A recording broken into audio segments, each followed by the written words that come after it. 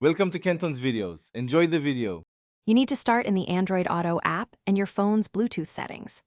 Open Android Auto, then tap Settings. You're not changing car hardware yet. Once done, check the Connection Preferences section and locate Bluetooth Auto Enable options. You'll also open your phone's main settings connections Bluetooth so you can monitor real-time changes. Make sure to note the car's device name so you don't accidentally unpair the wrong device during the next steps. Now disable the automatic Bluetooth trigger inside Android Auto.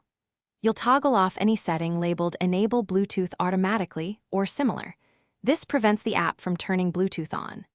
If the option isn't visible, enable Android Auto developer settings by tapping the version entry multiple times, then disable the Bluetooth proxy or use Bluetooth for audio flags. You should then test with Bluetooth off and connect via USB. Finish by locking down phone-level controls that can re-enable Bluetooth. Go to Settings App's Android Auto permissions and remove location or nearby device permissions that allow scanning. Then disable Bluetooth scanning under location or Wi-Fi and Bluetooth scanning so background services can't turn it on. Once done, restart your phone and connect to the car exactly as before. Verify Bluetooth stays off. If Android Auto still enables Bluetooth, clear app cache and repeat the developer toggle step. That usually resolves lingering defaults.